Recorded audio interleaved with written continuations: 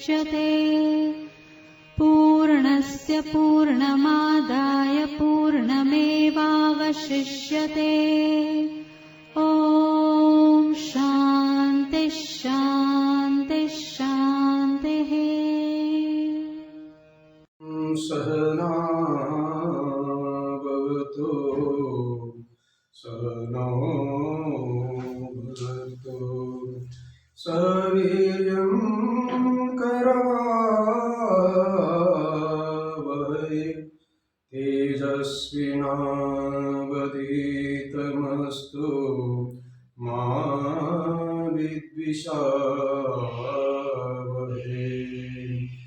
ओम शांति शांति शांति।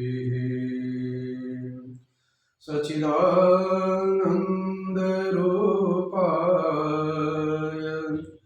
विश्वोत्पत्त्यादिहेतवे तापत्रय विनाशाय श्री कृष्णाय वयं नमः। गुरुर्ब्रह्मा गुरुर्विष्णुर् गुरुर्देवो महेश्वरः गुरुः साक्षात् परब्रह्म तस्मै श्री गुरवे नमः। ओम शांति शांति शांति। इस प्रेमपुरी आश्रम मुंबई में मातोश्री बेला बहन तथा श्री मुलजी भाई विश्राम दैया स्मृति गीता चिंतन माला अंतर्गत ये गीता ज्ञानेश्वरी का प्रवचन आप लोग सुन रहे हैं। हम लोग देख रहे थे कल जो है 36वां श्लोक हम लोगों ने देखा पहले अध्याय का। गीता का पहला अध्याय है। पहले अध्याय में विषय है विषाद योग, अर्थात अर्जुन को युद्ध के मैदान में अपने ही स्वजनों के साथ लड़ना पड़ रहा है। अपने लोगों को देखकर अर्जुन के मन में दया आ गई। उस दया के कारण युद्ध न करे। और भी अनेक प्रकार के दोष होते हैं। इसका सुंदर वर्णन प्रथम अध्याय में किया हुआ है। कल हम लोगों ने इसके ऊपर ज्ञानेश्वरी की वो भी देखे हैं। 36वें श्लोक के अंतिम वो भी है, अजी वो मेरे देवराय मिटने से पुण्य संचय छोड़कर होंगे अदृश्य हमसे तब। हे भगवान, देवराय अर्थात देवों के भी राजा, राय का अर्थ है राजा, देवराय अर्थात देवों के देव, जैसे महादेव बोलते हैं इसी प्रकार देवादिदेव आप मिटने से पुण्य संचय आज तक अनेक प्रकार के तप करके हमारे पास जो भी पुण्य का संचय हुआ था उसके कारण तो आप हमें मिले हुए हैं। और आज इन कौरवों को मारने पर जो पाप लगेगा उस पाप से पुण्य समाप्त होगा और आप हमें छोड़कर चले जाएंगे। इसलिए मैं इनको नहीं मारना चाहता। इस प्रकार कल हम लोग देख रहे थे।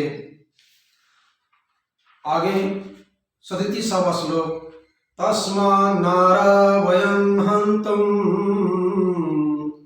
धार्तराष्ट्रान् स्वबान्धवान् स्वजनं हि कथं हत्वा सुखिनः श्याममाधवः। तस्मात् इसलिए वयम हम लोग स्वबांधवान धार्तराष्ट्रान हंतुम न अर्ह, हम लोग अपने ही बंधु बांधव धार्तराष्ट्र माने कौरव भाई जन हैं, उनको मारना योग्य नहीं है। माने हम लोगों के द्वारा अपने स्वजन सगे संबंधी कौरवों को मारना उचित नहीं है। क्यों उचित नहीं है? हे माधव, संबोधन देते हैं अर्जुन, हे माधव, माँ मणि लक्ष्मी, धौ मणिपति, लक्ष्मीपति, श्रीपति, ऐसे माधव स्वजनम हत्वा, ये सगे संबंधियों को मार करके कथम सुखिनः स्याम, हम लोग कैसे सुखी हो जाएंगे। इसका मतलब मारना हो, व्यापार करना हो, कुछ भी कार्य करना हो, तो उस कार्य का क्या फल हो उसको देखना पड़ता है। प्रयोजनम अनुद्दिश्य मंदोपि न प्रवर्तते, एक छोटा सा ना समझ बालक हो या कोई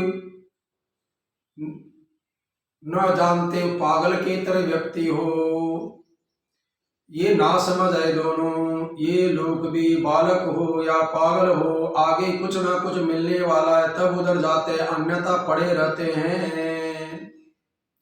तो कहीं जा रहा है इसका मतलब कार्य कर रहा है, इसका मतलब कुछ ना कुछ प्रयोजन सिद्ध होता है। और यहाँ तो ये बड़े बड़े ज्ञानी लोग हैं, तो किस प्रयोजन के निमित्त कुछ ना कुछ कार्य करना पड़ता है। युद्ध करना है तो क्या निमित्त है? तो अपना राज्य मिले, अपने राज्य से सुख मिले, ये अपेक्षा होती है, ये प्रयोजन होता है। लेकिन अर्जुन कह रहा है इनको मार करके हमें कुछ भी सुख होने वाला नहीं है। और देखिएगा कितना सुंदर अर्जुन के पास मारने की शक्ति है, मार सकता है, इसलिए बोलता है कि हमें इनको मारना उचित नहीं है। न अर्हा बोलते हैं, न शक्नो में, न शक्नो में नहीं बोलते, मतलब हम मार नहीं सकते ऐसा नहीं, हम मार सकते हैं। इसका मतलब अर्जुन के पास बहुत बड़ी शक्ति है। अर्जुन के पास गांडीव धनुष है, पाशुपत अस्त्र है, उस पाशुपत अस्त्र का केवल उन्होंने स्मरण करते ही दुनिया जल जाती है, जलने मत तपती है। जैसे ही उस ध्रुव बाल ने अपना तप करते हुए भगवान को धारण किया, तो परमात्मा को धारण करने के कारण पूरा का पूरा लोगों का श्वास रुक गया। क्यों श्वास रुक गया? कि श्वासाधिपति भगवान को उन्होंने अपने कब्जे में किया था, इसलिए पूरे लोगों का श्वास ही अपना बंद हुआ था। इसी प्रकार अर्जुन के पास जो गांडीव अस्त्र है, जो पाशुपत अस्त्र है, उसके कारण दुनिया तपती थी, भय खाती थी। इसका मतलब कौरवों को मारने की शक्ति, सामर्थ्य अर्जुन के पास था, इसलिए बोलता है कि हमें इनको मारना उचित नहीं है और मार करके हमें सुख भी मिलने वाला नहीं है। ये बहुत सुंदर प्रयोग करता है। कहने का तात्पर्य है अर्जुन को जो दया आए, दया आना बिल्कुल उचित है या नहीं उचित है, ये थोड़ा सा देखने का विषय है। दया किसको आती है? बड़ों को दया शोभती है, शक्तिवान को दया शोभती है, जो कृपा है वो दया का स्वरूप है। वह जो दया है वह दया अर्जुन के पास आई, क्योंकि अर्जुन के पास शक्ति थी, इसलिए दया कर रहा है कि हमें इनको मारना उचित नहीं है और मार करके प्रयोजन सुख भी नहीं मिलने वाला है। इसी से मैं यह नहीं करूँगा, रण में शस्त्र नहीं उठाऊंगा, क्योंकि मुझे यह युद्ध प्रसंग दिखता निंद्य। हे भगवान, इसी से मैंने इसीलिए मैं ये नहीं करना चाहता हूँ, युद्ध नहीं करना चाहता हूँ, और रण में हाथ में शस्त्र भी नहीं उठाऊंगा, क्यों कि मुझे यह युद्ध प्रसंग दिखता निंद्य। अब देखिएगा, युद्ध का कर्म है क्षत्रियों के लिए, ये निंद्य है क्या स्तुत्य है? देखा जाए तो योद्धा है, क्षत्रिय है, उनका कर्म क्या है? लड़ना है, युद्ध करना है, उनके लिए युद्ध कर्म स्तुत्य होता है, अर्थात स्तुति करने योग्य होता है, निंद्यवन निंदा करने योग्य नहीं होता है। किंतु अर्जुन भगवान को सिखा रहा है कि हे भगवान, युद्ध करना ये हमारे लिए निंदनीय कर्म है। इस प्रकार उल्टा अर्जुन बोल रहा है। और भी क्या बोलते हैं, ये निंद्य कर्म। व्यवहारिक दृष्टि से अर्जुन बहुत बढ़िया बोल रहे हैं, क्योंकि व्यवहार में देखा जाए तो अपने लोगों को मारना ये निंदनीय है। इसलिए झगड़ा करना हो तो दूसरों के साथ करे, घर में झगड़ा करके घर को नरक क्यों बनावे, इस प्रकार का व्यवहार होता है। इसलिए अर्जुन कहता है कि ये निंदनीय कर्म हमें नहीं करना है।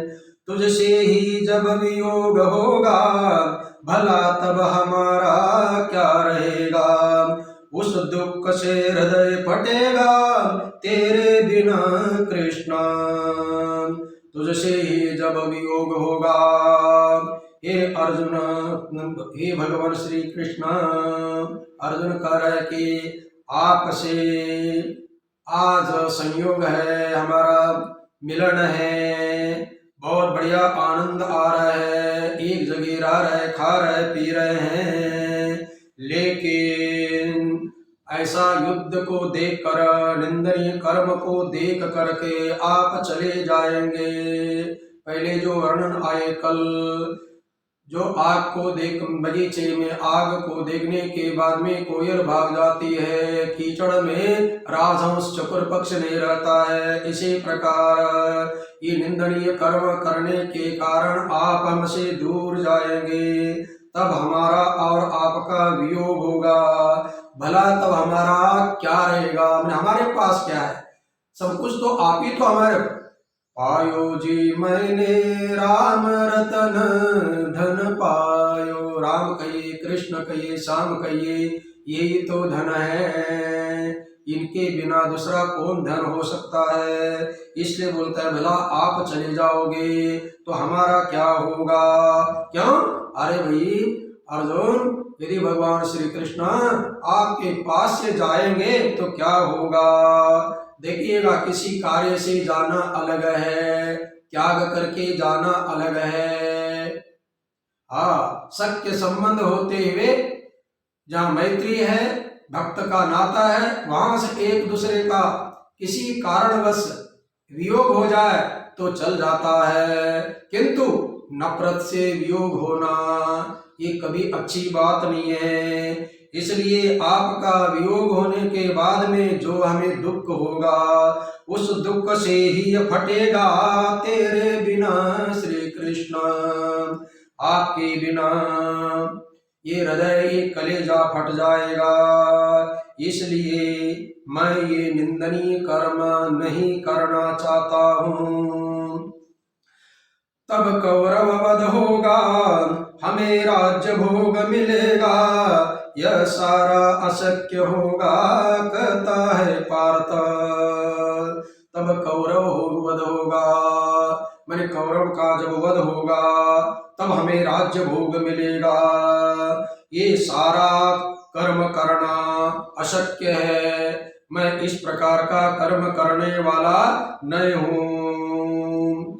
इसका मतलब यह है कि इनको मरने के बाद में हमें कुछ भी सुख नहीं है, और मरने के बाद में जो राज्य मिलेगा वो राज्य मुझे नहीं चाहिए, क्योंकि राज्य का अर्थ है धन है, स्वयं ही धनंजय है, धन की क्या कमी है, और धन का पति उनके पास है, इसलिए आपके बिना ये सब मुझे कुछ नहीं चाहिए। जब अर्जुन को भगवान ने पूछा, हे अर्जुन आप बताओ, आपको इतना बड़ा ज्ञान है, आप इतने बड़े विद्वान हैं, इतने बड़े ज्ञाता लग रहे हो, तो क्या ये दुर्योधन आदि को पता नहीं चलता है क्या? वे क्या अज्ञानी है क्या? तुम पढ़े लिखे हो क्या गुरुओं से? मैंने युद्ध करना ये उचित नहीं है, ये तुम्हें पता चलता है, अर्जुन को क्यों नहीं, दुर्योधन को क्यों नहीं पता चलता है? ऐसा भगवान श्री कृष्ण ने अर्जुन को पूछा। तब अर्जुन कहने लगे, यद्यपि तेन पश्यन्ति लोभोपहत चेतसः कुलक्षय कृतं दोषं मित्रद्रोहे च पातकम् कथं न गेयमस्माभिः पापादस्मान् निवर्तितुम् कुलक्षय कृतं दोषं प्रपश्यद्भिर्जनार्दन। अर्जुन उत्तर दे रहा है, भगवान ने पूछा मान लीजिएगा, भैया ये आपको बुद्धि सूझ रही है, इनको क्यों नहीं सूझ रही है? क्या भीष्म पितामह, गुरु द्रोणाचार्य इतने बड़े बड़े उधर विद्वान लोग हैं, उनको ये पता नहीं चलता है क्या युद्ध करना निंदनीय कर्म है, और आपको पता चलता है? तब अर्जुन इसका उत्तर दे रहे हैं, यद्यपि एते लोभ अपहत चेतसा न पश, यद्यपि ये थोड़ा बहुत जानते भी है, पढ़े भी है, मैं जैसे गुरु से पढ़ा हुआ हूँ, कौरवादि भी पढ़े हुए, सब लोग विद्वान हैं, होने पर भी अब इनके अंतःकरण में लोभ अपहत चेतसा, लोभ के कारण इनका जो विचार है, जो अंतःकरण में वास्तविक ज्ञान है, वो अपहत हो गया, वो निकल गया, इसीलिए बोलते लोभ पापस्य मूलम। जहाँ लोभ आया हुआ है वहाँ पाप बैठ जाता है, उस पाप के कारण अंतःकरण में जो भी सद्विचार है वो सद्विचार सब भाग जाते हैं। इसलिए ये कौरवादि कुलक्षय कृतम दोषम, जो कुल के द्वारा क्षय होने वाला दोष है, और जो मित्रों का द्रोह है, ऐसे जो पातक है, ये ते न पश्यन्ति, इनको कुछ भी नहीं दोष दिखाई दे रहा है। लोभ के कारण इनको कुल का नाश हो रहा है, मित्रों में द्रोह हो रहा है, इस प्रकार के पाप को ये जानते हुए भी नहीं देखते हैं। जानन्नपि न पश्यन्नपि न पश्यति बोलते, देखता हुआ भी न देखता हुए होते हैं। इसका कारण क्या है? तो लोभ है, और अर्जुन को लोभ नहीं होने के कारण अर्जुन संतुष्ट है। क्यों? संतोषम परमं सुखम, जिनके अंतःकरण में संतोष रहता है, उनके हृदय में विचार हमेशा विद्यमान होते हैं। उन विचार के कारण अर्जुन कह रहा है, हे जनार्दन, जनार्दन अर्थात जनों का अर्धन करना, माने पालन पोषण करना, अर्थात इस दुनिया को चलाने वाले, अर्थात पालन को सब कुछ करने वाले, हे जनार्दन कुलक्षय कृतं दोषं प्रपश्यद्भिर्। ये 39 श्लोक अब देख रहा हूं मैं। हे जनार्दन कुलक्षय कृतं दोषं प्रपश्यद्भिः, कुल का नाश क्षय होने वाला जो दोष है, प्रपश्यद्भिः माने हम लोग देख रहे हैं, देखते हुए, अस्मात् पापात् निवर्तितुम् अस्माभिः कथं न गेयम्, हम लोग इस पाप को देख रहे हैं, इस दोष को देख रहे हैं, देखते हुए इस दोष से, इस युद्ध रूपी पाप से निवृत्त होने के लिए हमें क्यों नहीं पता चले? अस्मा भी क्यों न गेयम कतम न गे, अरे हम लोग तो जानना चाहिए, क्योंकि हम लोग तो समझदार है, क्योंकि हम लोगों को कोई लोभ नहीं है। लोभ होता तो 12 साल वनवास, 1 साल अज्ञातवास नहीं निकालते। इसका मतलब है संतोष है। तो इसलिए बोलते हैं अर्जुन कि भैया हम लोगों को तो विचार करना चाहिए, हम लोग किस प्रकार के कर्म नहीं करने चाहिए, इनको भले करे। इसके ऊपर ज्ञानेश्वर जी बोलते हैं क्योंकि लोभ के कारण इनका अंतःकरण दूषित हुआ है, इसलिए इनको किसी प्रकार का दोष दिखाई देता नहीं है। अभिमान मद से भूल कर यदि आए ये रणभूमि पर, कैसा होगा यह मंगल कर, यह देखना होगा।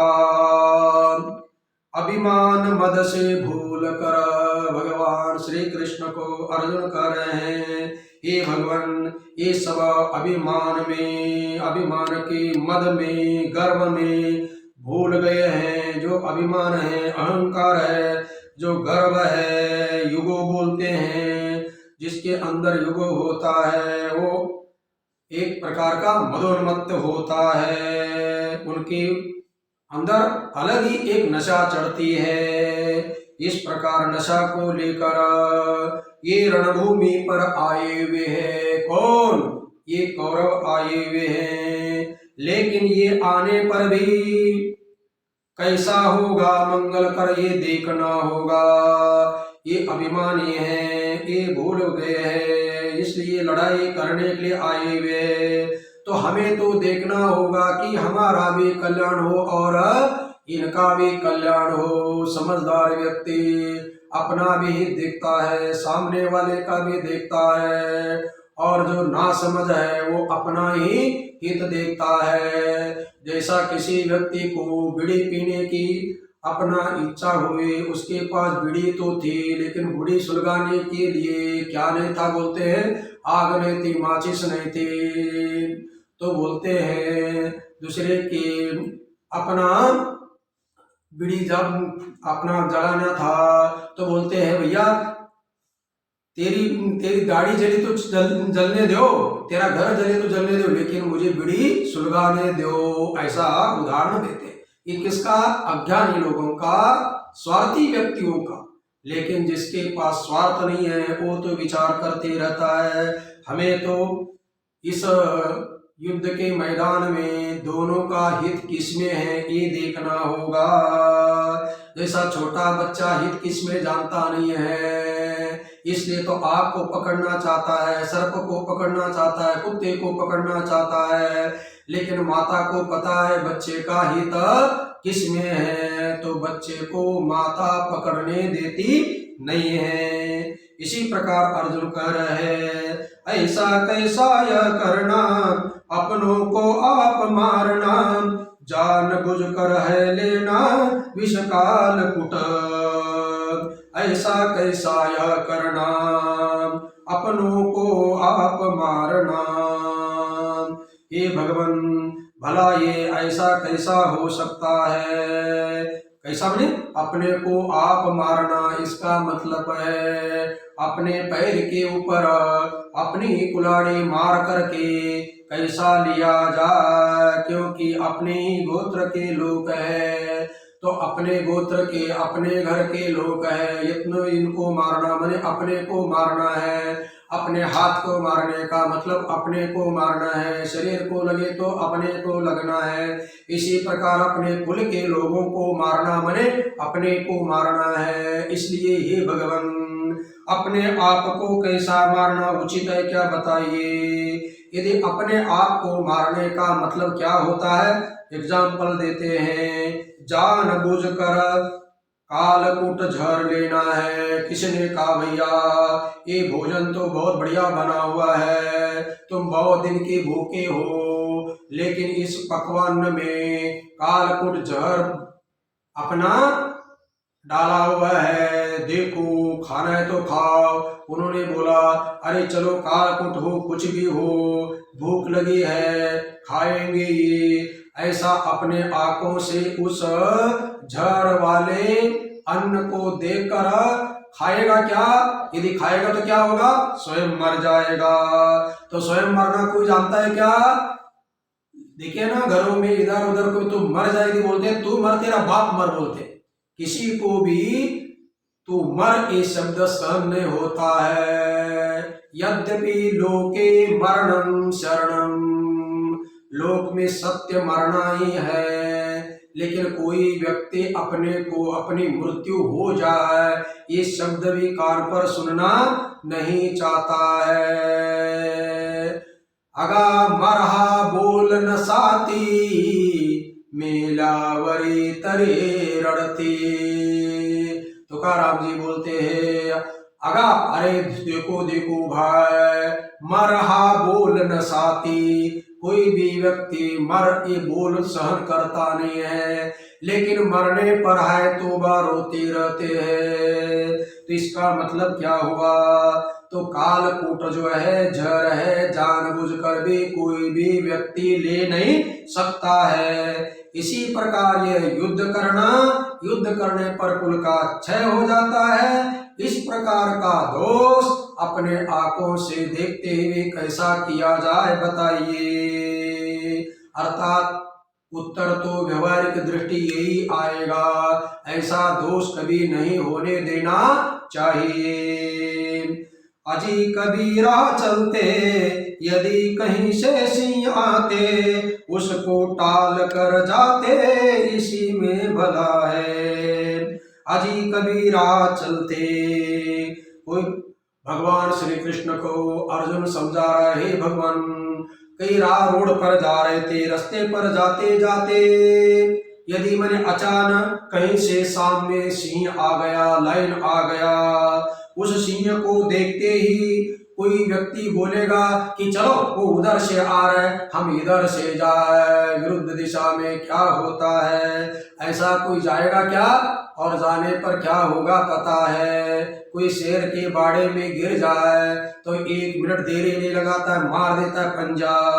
इसी प्रकार ये बोलते हैं, यदि मार्ग के ऊपर आगे सामने रोड के ऊपर यदि शेर आ रहा है, सिंह आ रहा है, तो जाते समय देख करके उसी के सामने नहीं जाना चाहिए, उसको टाल कर जाते इसी में भला है। उस मार्ग को छोड़कर दूसरे रोड पर जाना ही अच्छी बात है, उसी में भलाई है।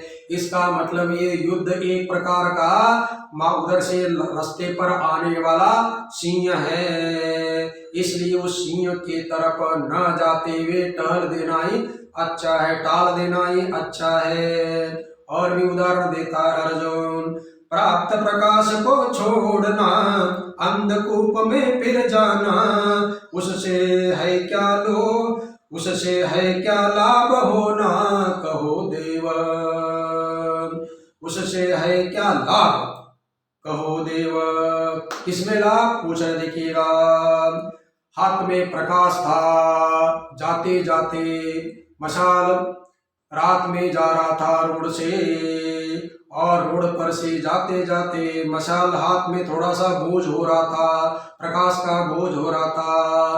पहले जो है मशाल लेकर चलते थे, कोई कंदील लाइटर लेकर जाते थे, तो ये दीपक बड़ा जो है लैंप लेकर जा रहा था, वजन हो गया बोलकर उसको छोड़ दिया और छोड़ते हुए आगे जाने लगा, तो अंधकूप में गिर जाएगा, अर्थात खड्डे में गिर जाएगा। तो क्या प्राप्त प्रकाश को छोड़कर खड्डे में गिर जाना, क्या ये अच्छी बात है? उससे क्या लाभ है बताइए देव? अर्थात जो है खड्डे में गिर जाए तो मर जाएंगे, इसलिए हाथ का प्रकाश छोड़ना नहीं चाहिए। अर्थात युद्ध न करना ये प्रकाश है, और युद्ध करना ये क्या है? प्रकाश को छोड़ देना है। आग को सम्मुख देख कर गए न उसको लांग कर, क्षण में वह लपेट कर जला देगा।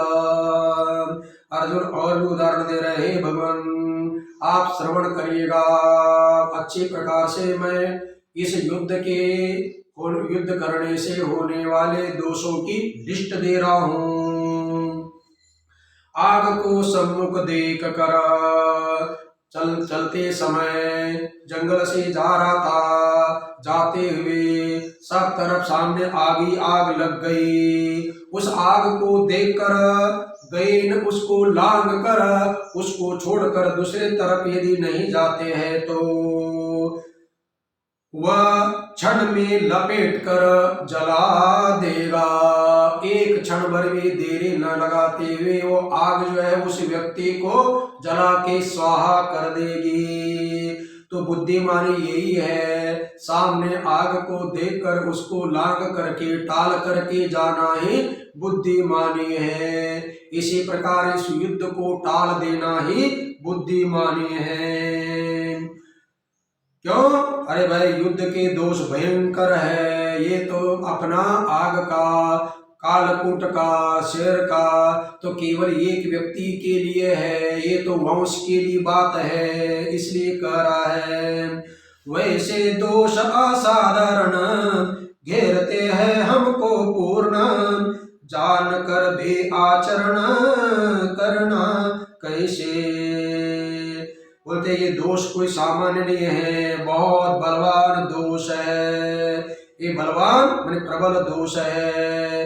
ये सब हमको पूर्ण रूप से घेरे हुए है, पूर्ण रूप से घेरे हुए हैं। इस प्रकार जानकर भी क्या ऐसा आचरण करना उचित है क्या? युद्ध करना उचित है क्या?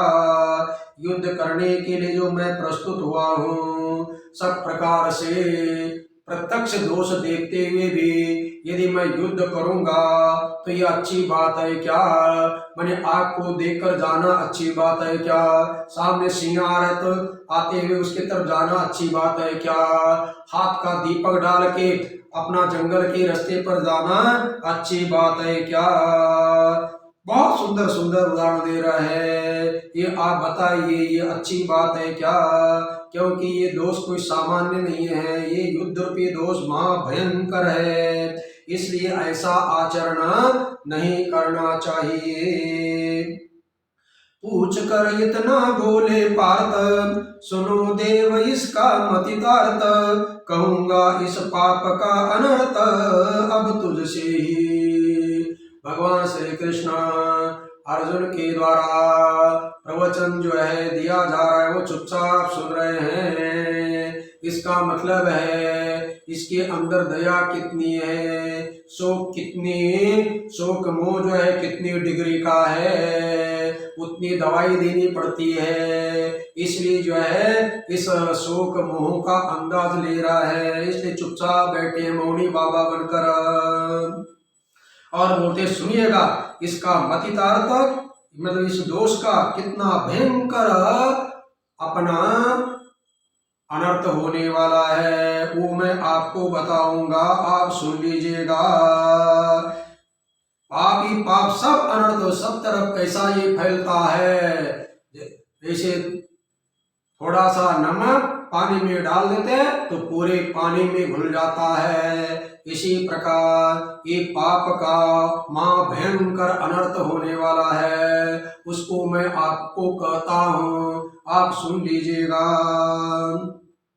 कुलक्षये प्रणश्यन्ति कुलधर्मः सनातनः, धर्मे नष्टे कुलं कृत्स्नम् अधर्मो भी भवत्युत।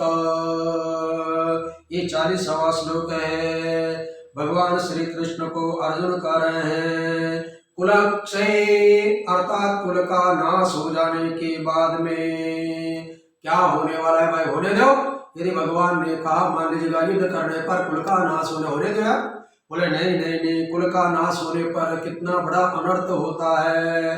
क्या अनर्थ है? सनातनः कुल धर्मः प्रणश्यन्ति, जो सनातन है हमारे जो कुल की धर्म, सनातन माने सदा परंपरा से अनादि काल से चले आ रहे ऐसे जो कुल की रीति, कुल की परंपरा, कुल के धर्म है, वो सब के सब समाप्त हो जाएंगे। क्यों? अरे भाई, सनातन धर्म का पालन करने वाले जानकार लोग रहेंगे तभी तो करेंगे। यदि वो जानकार नहीं रहेंगे तो कौन उसका आचरण करेंगे? जैसे आजकल जो है जंगलों में आयुर्वेदिक जड़ी बूटी की जो है बोलते जड़ी बूटी बोलते हैं, बहुत पड़ी हुई है, लेकिन उसके जानकार नहीं होने के कारण उसका कोई लाभ नहीं मिल रहा है। इसी प्रकार जो है युद्ध के मैदान में अनेक योद्धा समझदार बुजुर्ग आदि सब चले जाएंगे और जो आचरण करने वाले सनातन धर्म का वो समाप्त होने के कारण वो धर्म भी उनके साथ साथ समाप्त होगा, क्योंकि परंपरा आगे जानने वाले कोई नहीं बचेंगे। रघुकुल रीति सदा चली आई, उतना ही बताना है कि रीति है, रिवाज है, परंपरा है, ये सनातन धर्म है, ये जो है समाप्त हो जाएंगे। फिर भगवान ने पूछा अर्जुन को, चलो भाई, परंपरा को निभाने वाले नहीं रहेंगे तो क्या दोष होगा? धर्मे नष्टे, यदि धर्म नष्ट हो जाता है, अधर्म कृष्णम कुलम अभिभवति, जैसे ही सनातन धर्म नष्ट होने पर उस कुल में अधर्म इतना बढ़ जाता है कि पूरे के पूरे कुल को कृष्णम, कृष्ण शब्द है, कृष्ण का अर्थ है पूरे होलसेल कुल को, अभिभवति मन घेर लेता है, एक रत्ती भर भी जगह बचती नहीं है, सर्वत्र अधर्म का ही राज्य हो जाता है। जैसा कली का राज्य हो गया, इसी प्रकार यहाँ पर अधर्म का राज्य होगा। अब उसके ऊपर ज्ञानेश्वर जी 3 वो भी बोलते हैं, जैसे लकड़ी का घर्षण उपजाता अग्नि महान, उससे जल जाता ईंधन प्रज्वल होके, जैसे लकड़ी का घर्षण उपजाता अग्नि महान, उससे जल जाता ईंधन प्रज्वल होके। आप लोग यज्ञ के समय में देखे हुए हैं, यज्ञ में अनेक यजमान लोग रहते हैं, यजमान और यजमान की पत्नी यजमानी, ये लोग एक एक यजमान की पत्नी उठती है और उस काष्ठ मंथन करते हैं, कई अपना जोड़े चले जाते हैं, कई एक आध ऐसा मजबूत यजमान का जोड़ा रहता है, उस अरणि मंथन करते हैं। उस अरणि मंथन करते समय थोड़ी सी चिंगारी निकालती है और पंडित लोग बड़े बुद्धिमान रहते हैं, उस चिंगारी को रुई के माध्यम से तुरंत अपना प्रज्वलित कर देते हैं और फिर थोड़ी सी चिंगारी और चिंगारी दो ही लकड़ी से घर्षण करके निकल गई। ये अरणि मंथन 2 है, अरणि मंथन एक नीचे की लकड़ी एक ऊपर की लकड़ी, और उसके द्वारा प्रज्वलित होकर अग्नि मान लीजिएगा वो पूरे के पूरी लकड़ियों को समाप्त कर देती है। आजकल जो है विदेश में जंगल, बहुत बड़े बड़े जंगल बोलते हैं, उन जंगलों में गर्मी के समय में लकड़ी के ऊपर लकड़ी का घर्षण होकर चिंगारी निकलती है और उस चिंगारी से जंगल श्वास जलने लगते हैं। फिर उस जंगल को बुझाने के लिए बोलते हैं हवाई जहाजों से पानी और अपना अलग प्रकार की दवाई डालते हैं और बुझाते रहते हैं। मतलब थोड़ी सी चिंगारी ने पूरे वन को ही, जंगल को ही स्वाह कर देती है। कुल में वैसे परस्पर वध किया तो संवत्सर, उससे महादोष घोर कुल घात का होगा। इसी प्रकार है जैसे 2 लकड़ियों में घर्षण से पूरा जंगल समाप्त हो जाता है, इसी प्रकार एक ही कुल में आपस में परस्पर ईर्ष्या मत्सर हो जाता है। ईर्ष्या कहिए, मत्सर कहिए, मत्त अपसारयति मत्सर, दूर हट जाओ, एक दूसरे का कुछ भी सहन नहीं करना। ईर्ष्या है, द्वेष है, इसके कारण परस्पर में वध होने लगता है, लड़ाई झगड़े होते हैं। उस लड़ाई झगड़े के कारण उस लड़ाई झगड़े से भयंकर दोष हो जाता है। और कुल का ही नाश, युद्ध के मैदान में तो भयंकर दोष होकर पूरा का पूरा कुल का ही नाश होगा। वहां तो केवल घर बिगड़ जाता है। आजकल बड़े बड़े उद्योगपति आदि है, थोड़ा सा जमता नहीं है तो कितने लोग समझाए, बड़े बड़े महापुरुष लोग समझाते हैं, कोई समझते नहीं है। अर्थात जो है बिछुड़ जाते हैं, कभी कभी अनर्थ हो जाता है। देहात में तो थोड़ी थोड़ी बातों के ऊपर कितने बड़े अपना हत्याएं होती रहती है। ये दोष यहाँ तो युद्ध के मैदान में भयंकर है। इससे है ऐसा पाप, करे कुल धर्म लोप, बढ़ता अधर्म व्याप कुल में ही। हे भगवान, इसी के कारण इस पाप से कुल धर्म लोप करता है। बड़े पाप, युद्ध रूपी पाप, युद्ध में बहुत बड़े बड़े लोग, योद्धा लोग मर जाने पर कुल के धर्म नष्ट हो जाते हैं, क्योंकि आचरण करने वाले कोई नहीं रहते हैं। तब धर्म लोप होने पर अधर्म का व्याप कुल में होता है।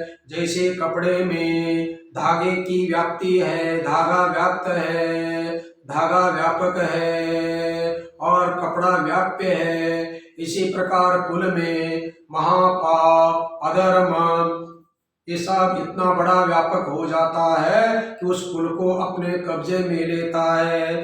जैसे धागे ने इस कपड़े को कब्जे में ले लिया, किस कपड़े के कोने में धागा नहीं है बताइए। इसका मतलब धागे ने पूरे कपड़े को व्याप्त कर लिया, कपड़े को अपने अधीन कर लिया। इसी प्रकार ये जो पाप है, अधर्म है, पूरे कुल को व्याप्त कर लेता है। इसलिए भगवान, मेरे पास शक्ति होने पर भी मैं इनको मारना नहीं चाहता हूँ। मारने की शक्ति अर्जुन में है, दया करने भी योग्य, बड़ों को दया सोती है, इनके पास दया भी है और ज्ञान भी है। ज्ञान इसने बोल दिया कि हम तो जानते हैं, प्रपश्यत भी हम लोग जानते हैं, ये तो लोगों अपहत चेतसा, इनका अंतःकरण, इनका जो ज्ञान है अपना जो है चला गया है। इसका मतलब अर्जुन के पास ना विद्या की कमी है, ना धन की कमी है, ना शस्त्रों की कमी है, ना अनुभव की कमी है, किसी प्रकार की कमी नहीं है। इसलिए अर्जुन को ये सब बोलना व्यवहार के रूप में देखा जाए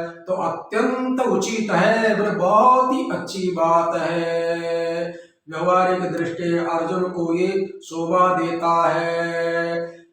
अरे विद्वान तो भीष्म पितामह भी थे, लेकिन क्या करे, भीष्म पितामह का ज्ञान किसी काम का नहीं हुआ, गुरु द्रोणाचार्य का ज्ञान किसी काम का नहीं है। अर्थस्य दासो पुरुषः, अर्थस्य दासः पुरुषः, अर्थस्तु न कश्च दासः।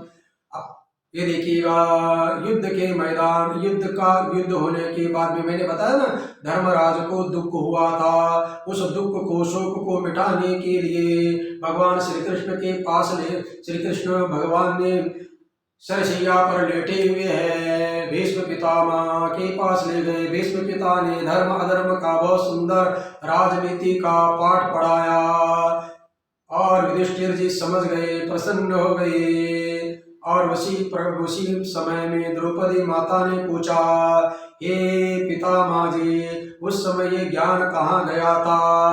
तो भीष्म पितामह के आंखों में आंसू आ गए और कहा, हे बेटी, उस समय में अर्जुन का अन्न खा रहा था, उस दुष्ट का अन्न खान, दुष्ट का अर्थ है लोभी, क्योंकि उसका 12 साल वनवास, 1 साल अज्ञातवास होने के बाद में उनका धन उनको वापस देना चाहिए था, क्योंकि गिरवी रखा हुआ धन है। गिरवी रखा हुआ धन समय की पूरी मियाद की पूरी होने पर देना चाहिए था, नहीं दे रहा है, वो दुष्ट है। उस दुष्ट का मैं अन्न खाता रहा, इसलिए मेरा अंतःकरण दूषित हुआ। उस समय मेरे पास शक्ति होते हुए भी लोभ के कारण मेरी विद्या सब चली गई और ज्ञान नहीं रहा। ये भगवान अपना सभी के सामने युद्ध के मैदान में अपना कौन कह रहे हैं, बहुत आप युद्ध के मैदान में अर्जुन जो है, देखिएगा थोड़ा द्रौपदी को बहुत बड़ा जो पश्चाताप हो रहा था कि भीष्म पितामह इतने बड़े हैं, इनको कैसे मैं समझाऊं, मैं किस पे अपना पूछती है कि वो ज्ञान कैसा है, क्या है। गोविंद जय जय गोपाल जय जय, गोविंद जय जय गोपाल जय जय, राधा रमण हरि गोविंद जय जय। भीष्म पितामह ने कहा, हे देवी, उस दुष्ट का अन्न खाने के कारण उस समय मेरा ज्ञान चला गया था, इसलिए मैं उस समय आपकी सहायता नहीं कर पाया। तो कहने का तात्पर्य इतना ही है कि अर्जुन के पास विद्या जागृत है और भीष्म पितामह के पास युद्ध के समय में विद्या होने पर भी वह विद्या अर्जुन के अन्न के खाने से दूषित है। इसलिए जैसा खाए अन्न वैसा होवे मन, इस प्रकार की स्थिति हो जाती है।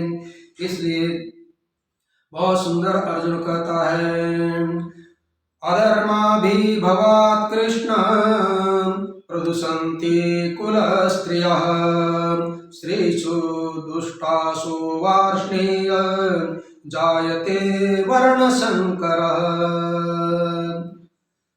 अधर्माभिभवात् कृष्ण प्रदुषन्ति कुलस्त्रियः, स्त्रीषु दुष्टासु वार्ष्णेय जायते वर्ण शंकरः।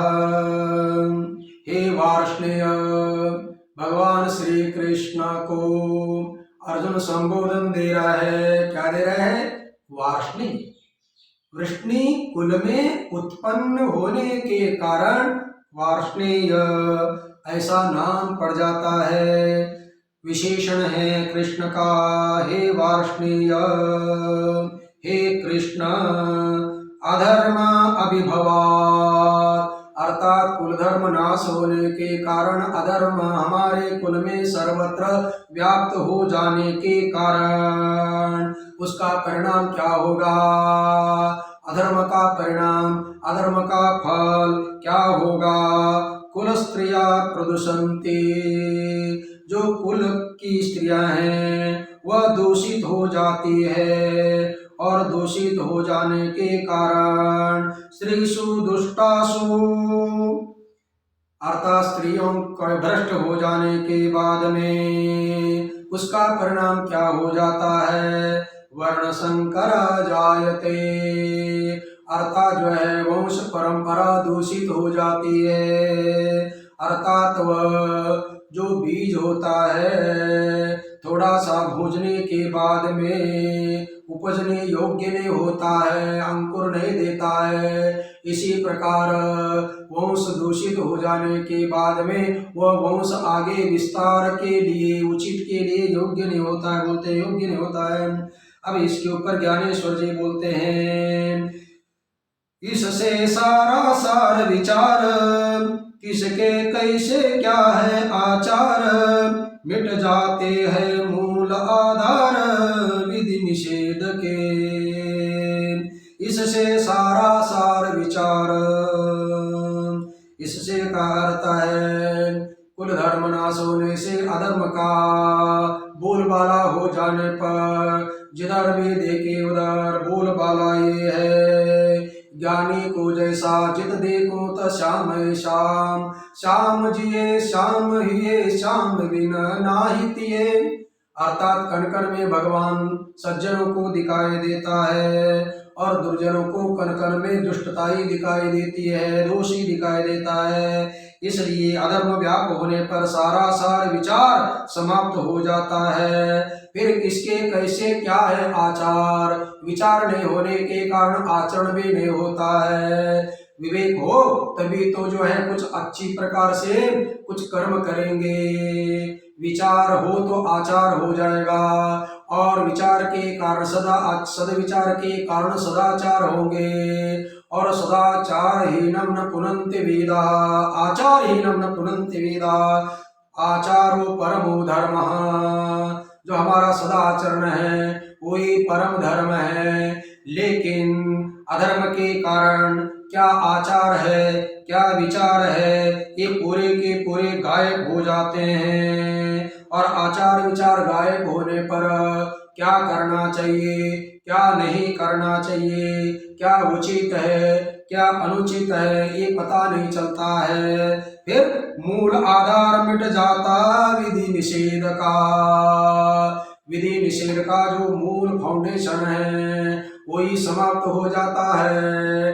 विधि का अर्थ है अमुक करना चाहिए, ये विधि है अर्ह संध्या उपासेत स्वाध्याय प्रवचनाभ्याम मां प्रमदितव्यम। अनेक प्रकार की विधियां हम लोगों के लिए। और निषेध क्या है, जो है पापाचरण दुष्टाचरण नहीं करना चाहिए, चोरी आदि नहीं करनी चाहिए।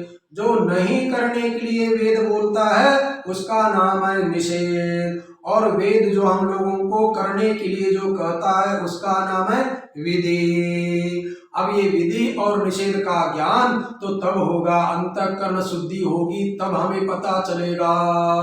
और इन कौरवों को मारने के बाद में इनका सभी का अंतःकरण जो रहने वाले हैं वो दूषित हो जाएंगे, धर अधर्म होगा। इसलिए बोलते अधर्म के कारण आचार विचार नहीं होने से विधि निषेध का नामो निशाना मिट जाता है। अच्छा, विधि निषेध का मिट जाने पर क्या हानि है, आगे बहुत सुंदर दृष्टांत देकर बताते हैं। बुझा कर हाथ का दीप तब में चलने से आप टकराए अपने आप स्वाभाविक। हाथ का दीप बुझा कर, पहले भी ये उदाहरण गया, हाथ में जो दीपक है उसको बुझा दिया और बुझाने के बाद में अपने आप अंधकार में चलने लगा। चलते चलते स्वाभाविक ही अपने आप टकराएगा, क्योंकि अंधकार में कुछ दिखता नहीं है। अंधकार बोलते हैं ना, इस हाथ को पता नहीं चलता है। इस प्रकार घनघोर अंधकार में दीपक यदि हाथ में न हो तो सही रास्ते पर जाते जाते भी अपना ठोकर कहीं लगेगी, थोड़े से पत्थर को और गिर जाएगा, गिरना स्वाभाविक है। अर्थात हाथ का दीपक डालने पर अंधेरे में भटक कर गिरना पड़ता है, इसी सीधे रास्ते पर भी गिरने पड़ता है। इसी प्रकार वैसा कुलक्षय जब होता, कुल में आद्य धर्म मिटता, कहो तब वहाँ क्या होता पाप के बिना। वैसा कुलक्षय जब होता है तब कुल का आद्य धर्म मिट जाता है। आद्य का अर्थ है वही सनातन। जब कुल का क्षय होगा अर्थात न रहेगी बांस न बजेगी बांसुरी। जब कुल में धर्म करने वाले होंगे तब जो धर्म आगे चलता रहेगा, लेकिन कुल का नाश होने पर सभी धर्म समाप्त हो जाते हैं। तब हे भगवान पाप के बिना उस समय वहाँ क्या होता है बताइए। सब धर्म मिट जाने के बाद में वहाँ एकमात्र किस क्या फूल फलता है? एकमात्र पाप ही फूलता है, फलता है। पाप के बिना दूसरा कुछ भी उस फूल में नहीं मिलेगा। जैसे सलोन का दुकान रहता है, उस दुकान में जो टोकरी रहती है, उस टोकरी में किधर भी आप देखने पर आपको बाल ही बाल दिखाई देंगे, उस बाल के बिना कुछ भी दिखाई नहीं देगा। और भी जैसे समुद्र के पानी को सुई के नोक से किस बूंद में किसी भी कोने से देख के चखे पूरा नमक ही नमक लगेगा, खारा पानी लगेगा। इसी प्रकार यहाँ भी है, पाप के बिना और कुछ नहीं दिखाई देगा। अब जब पाप होने पर और क्या उसका परिणाम होगा? छूटते हैं तब यम और नियम, टूटता मन इंद्रियों का संयम, घड़ता है अभिचार का कुकर्म कुल स्त्रियों से। छूटते हैं तब यम और नियम, अर्थात यम का अर्थ है विचार और नियम का अर्थ है आचार। आचार विचार ही छूट जाते हैं। जब आचार विचार नहीं रहेंगे तब मन इंद्रियों का संयम टूटता है, अर्थात इंद्रिय रूपी घोड़े मन माने स्वच्छंद होकर अपने मन के अनुसार दौड़ते रहते हैं। उनके ऊपर कोई कंट्रोल नहीं है। इंद्रियों के ऊपर निग्रह करने वाला आचार विचार यम और नियम चाहिए, लेकिन अधर्म के कारण पाप के कारण यम और नियम चले जाते हैं, आचार विचार चला जाता है। फिर सर्वत्र इंद्रियों का निग्रह नहीं होने के कारण जैसा चाहिए वैसे स्वच्छंद से आचरण होने लगता है। अच्छा है, फिर क्या हुआ? स्वच्छंद से इंद्रियों का विचरण होने लगेगा तो उसका परिणाम क्या है, उसका फल क्या है? उसको बोलते हैं कुल स्त्रियों से व्यभिचार का कुकर्म घड़ता है, अर्थात एक बड़ा पाप हो जाता है। चलिए, इस पाप से क्या होगा, उसका क्या फल होगा, उसका क्या परिणाम होगा, उसका क्या नतीजा होगा? बोलते हैं नतीजा क्या बताते हैं? उत्तम में अधम का संस्कार होता, इस भांति वर्ण अवर्ण में घुलता, तब है मूल सहित उकड़ जाता संस्कृति धर्म। उस कुल स्त्रियों से जो होने वाला दोष, उस दोष का परिणाम नतीजा बोलते हैं उत्तम में अधम का संस्कार होता। क्योंकि बड़े बड़े योद्धा लोग, श्रेष्ठ लोग, कुछ अच्छे कुल के लोग युद्ध में समाप्त हो गए, फिर उनकी रानियां हैं, उनकी पत्नियां घर में हैं, तो उनके साथ निकृष्ट लोगों का संबंध होगा, इससे वर्ण आवरण का मिलावट होगा। उससे क्या होगा? तब मूल सहित उकड़ जाता संस्कृति धर्म। जो संस्कृति का धर्म है, सनातन धर्म है, वो मूल के सहित, जड़ के सहित उकड़ जाता है, कुछ पता ही चलता नहीं है। ठीक है भाई, उससे क्या होगा? अर्थात जड़ सहित, मूल सहित उनके जो है कुल के संस्कार सर्वलोप हो गया, मान लीजिएगा मिट गया, तो उससे क्या हानि है, उसका क्या नतीजा है? उसको बोलते हैं जैसे चौराही के बलि पर उड़ते हैं काग चौओर, वैसे है दोष घुसते घोर सतकुल में।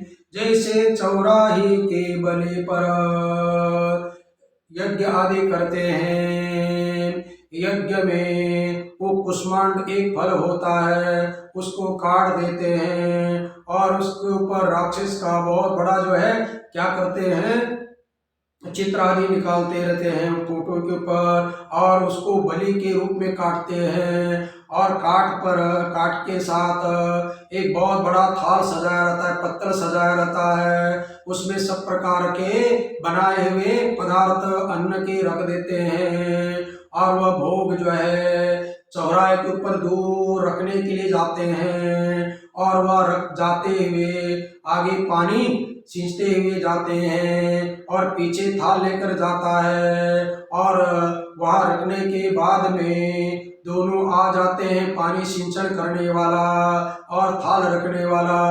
जब यज्ञ के स्थान पर आने तक वो पीछे मुड़कर देखते नहीं है। इनकी तो ये स्थिति है। लेकिन चौराहे पर जो बलि रखी हुई है उसके ऊपर सभी तरफ से कौवे, गिद्ध, चील टूट कर पड़ते हैं खाने के लिए, एक दूसरों के ऊपर अपना मार झपट्टा करते हैं और सब प्रकार से छीना झपट करके उस बलि को खाने लगते हैं। वैसे ही सतकुल में दोष घुसते हैं भयंकर।